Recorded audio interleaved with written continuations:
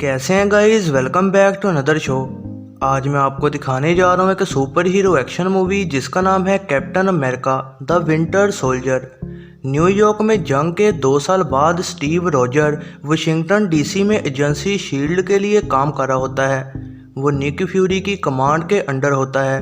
Roger और agent Natasha रोमानोफ को shield की काउंटर टेररिज्म स्ट्राइक टीम के साथ भेजा जाता है।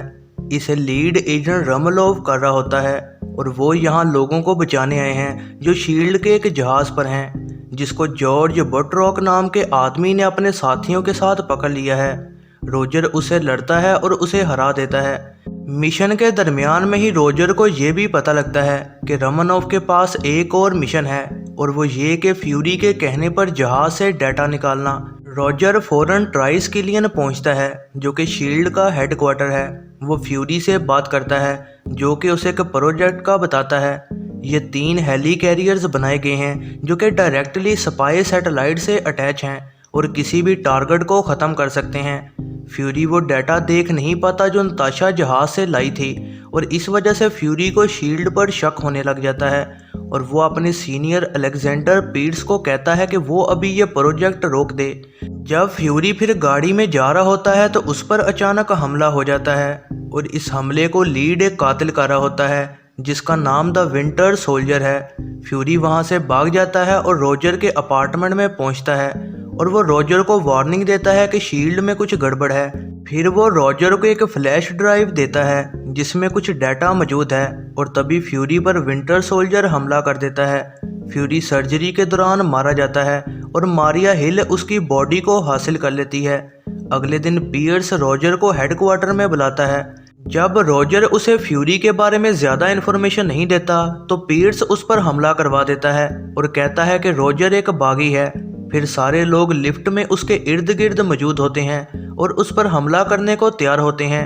उन सब से लड़ने के बाद और सबको हराने के बाद रोजर जाकर नताशा से मिलता है। फिर फ्लैश ड्राइव में मौजूद डाटा देखने के बाद वो न्यू जर्सी में एक शील्ड का एक सीक्रेट बंकर ढूंढ लेते हैं। वहाँ वो एक सुपर कंप्यूटर को ऑन कर देते हैं जिसके अंदर अर्निम जोला मौजूद होता है। जोला बताता है कि वर्ल्ड वार 2 के बाद जब से शील्ड एक्टिवेट हुई तो तब से ही हाइड्रा चुपके से शील्ड के अंदर काम कर रहा था और इस तरह वो उन 3 हेली कैरियर्स के जरिए पूरी दुनिया पर कब्जा कर लेंगे और इंसानियत उनके सामने घुटने टेक देगी। दोनों बड़ी मुश्किल से जिंदा बचते हैं जब शील्ड का एक मिसाइल उस बंकर को तबाह कर देता है और उसे पता लगता है कि पीर्स हाइड्रा का लीडर है जो कि शील्ड में काम कर रहा था। रॉजर और नताशा जाकर एक USAF के आदमी से मिलते हैं जिसका नाम सैम विल्सन है और वो रॉजर का दोस्त होता है और वो उसे कहता है कि वो अपने फैल्कन सूट के जरिए उनकी मदद करे। उन्हें पता लग जाता है कि shield agent Jasper Sitwell hydra का आदमी है। वो उसे डरा कर ये जान लेते हैं कि जोला ने खास किस्म का एल्गोरिदम बनाया था जिसके जरिए वो ये पता लगा सकते हैं कि कौन कौन फ्यूचर में हाइड्रा के लिए खतरा बन सकता है। फिर वो उन 3 हेली कैरियर की सैटेलाइट गाइडेड गन्स के जरिए पूरी दुनिया में मौजूद उन खतरों को ख़त्म कर देंगे। रॉजर, नताशा और विल्सन पर विंटर सोल्जर हमला कर देता है और वो सिटवेल को भी मार देता है। लड़ाई के दौरान ही रॉजर को पता लगता है कि वो विंटर सोल्जर असल में बकी बार्न्स है। ये उसका दोस्त है जिसे वर्ल्ड वार 2 में पकड़ लिया गया था और उस पर तजर्बे किए गए थे।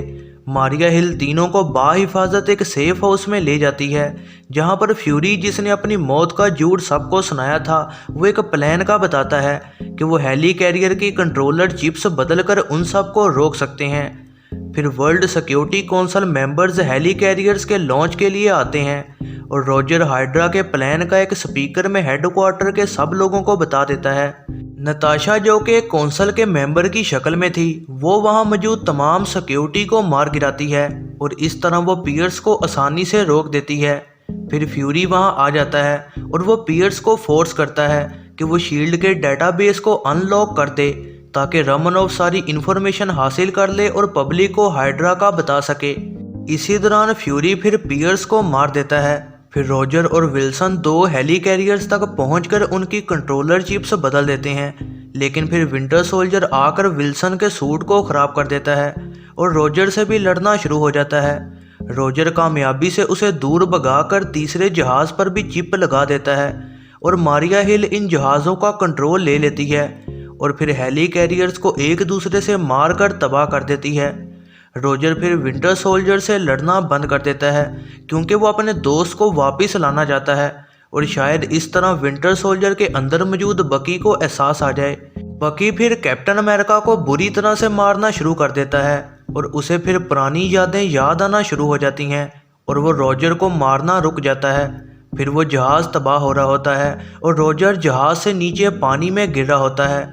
विंटर सोल्जर बेहोश हुए कैप्टन अमेरिका को बचा लेता है और फिर जंगल में गायब हो जाता है। शील्ड की इस हरकत की वजह से रमनॉफ सेनेट के सामने पेश होती है और फ्यूरी जो कि अभी भी दुनिया के सामने मरा होता है वो यूरोप की तरफ जाता है ताकि बाकी बचे हाइड्रा को तबाह कर सके।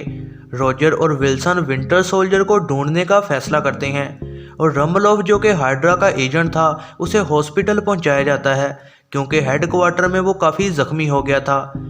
फिर मिड क्रेडिट सीन में बैरन वुल्फगैंग वॉन स्टकर वो एक हाइड्रा लैब में खड़ा होता है और कहता है कि एज ऑफ मिरेकल्स शुरू हो चुकी है। साइंटिस्ट वहाँ किसी किस्म की एनर्जी का यूज़ कर रहे होते हैं और वहाँ दो कैदी होते हैं, एक के पास सुपर ह्यूमन स्पीड होती है और दूसरे के पास बेपनाह जादुई ताकतें होती हैं। फिर पोस्ट क्रेडिट सीन में विंटर सोल्जर एक म्यूजियम में जाता है जहां वो बकी का मेमोरियल देखता है।